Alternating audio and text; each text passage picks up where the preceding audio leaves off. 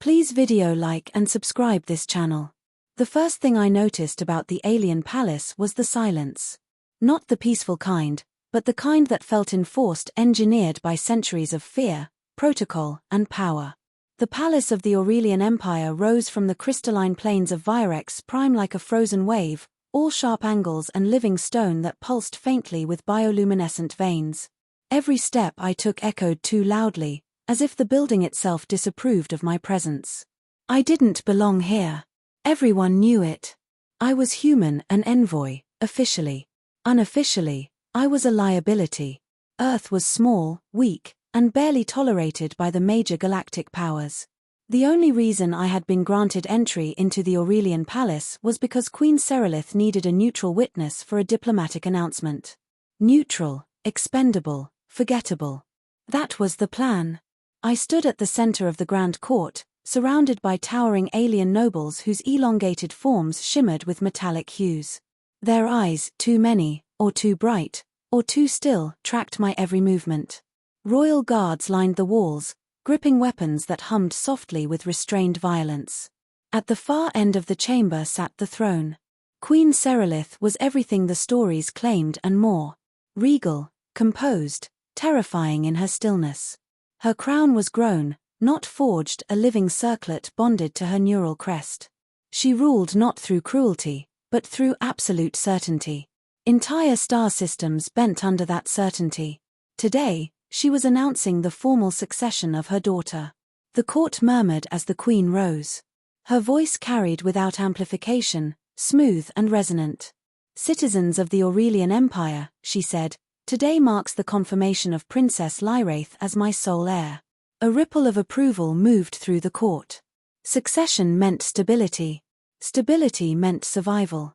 Then something went wrong. A side door, small, unguarded, slid open with a soft chime. A collective intake of breath followed. The princess entered. Lyraith was younger than I expected. Smaller, too. Her bioluminescence was softer, shifting in pastel hues that contrasted sharply with the hardened brilliance of the court. She wore ceremonial robes that clearly annoyed her, tugging at the sleeves as she walked. The queen turned, prepared to gesture her forward. But Lyraith didn't approach the throne. She looked past it. She looked at me. Time stretched. Her eyes widened. Her face, alien yet unmistakably expressive, lit up with a joy so sudden and pure it felt like a rupture in reality. Before anyone could react, the princess ran. Gasps erupted. Guards reached for weapons. Nobles recoiled in shock as the heir to the empire crossed the forbidden central floor straight toward the human envoy. Toward me. I barely had time to brace myself before she threw her arms around my waist. The palace froze. "Father," she cried, her voice ringing through the chamber like a sonic shockwave. Silence slammed down so hard it felt physical. Every weapon was now aimed at my head. I stood there, heart pounding, unable to move, breathe, or comprehend what had just happened. The princess clung to me as if she had found something she'd been missing her entire life. Queen Serelith rose slowly from her throne. "Lyraith," she said, her voice dangerously calm. "Step away from the human." The princess tightened her grip. "No. It's him. I know it is." The court erupted into chaos, shouts, overlapping voices, demands for my immediate execution. Accusations flew faster than I could process. Kidnapping. Manipulation. Treason. Biological contamination. I raised my hands slowly, though Lyraith still held on. "Your Majesty," I said, forcing my voice to stay steady, "I swear to you I've never seen your daughter before today." Queen Serelith's gaze bore into me, searching not just my face, but my mind. Aurelians were powerful telepaths. If I were lying, I would already be dead. She found nothing. The queen gestured sharply. "Medical counsel.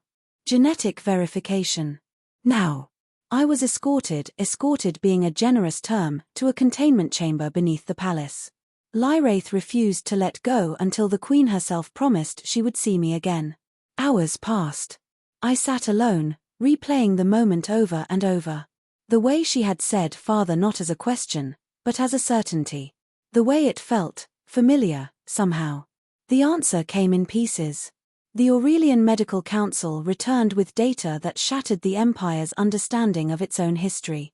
Genetic analysis confirmed a partial human match embedded deep within Lyrathe's genome, ancient, carefully hidden, and unmistakable. The Queen summoned me in private.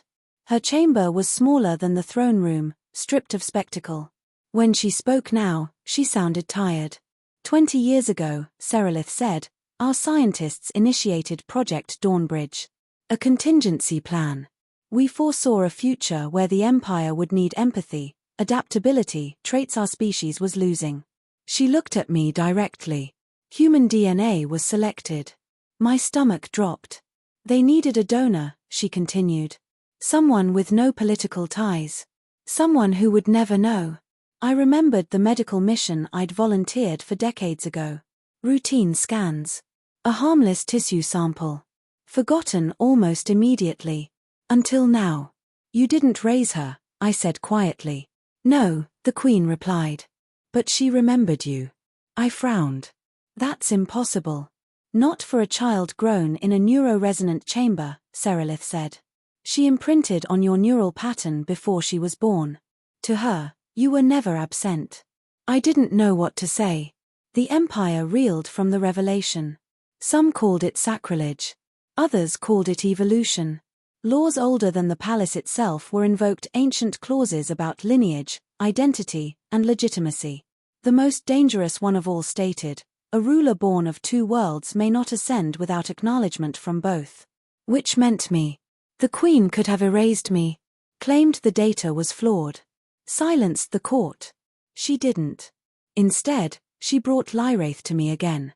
This time, the princess didn't run.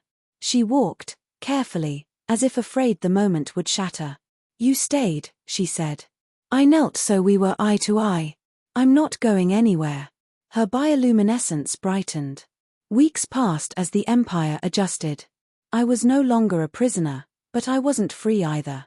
I learned Aurelian customs. I listened as Lyrath asked endless questions about Earth, about oceans and rain and music. The court remained divided. On the day of the final decision, the Grand Court filled once more. Queen Serelith stood beside her daughter. I stood behind them, very aware of the weight of history pressing down on my shoulders. By ancient law, the High Arbiter declared, the human progenitor may accept or reject acknowledgement. Every eye turned to me. I thought of Earth, fragile, overlooked.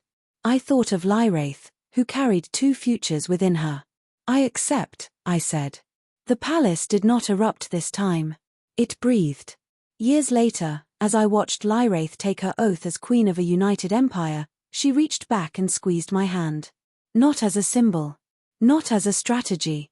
But as a daughter holding on to her father, proof that sometimes, the future of the galaxy begins with a single, impossible word spoken aloud.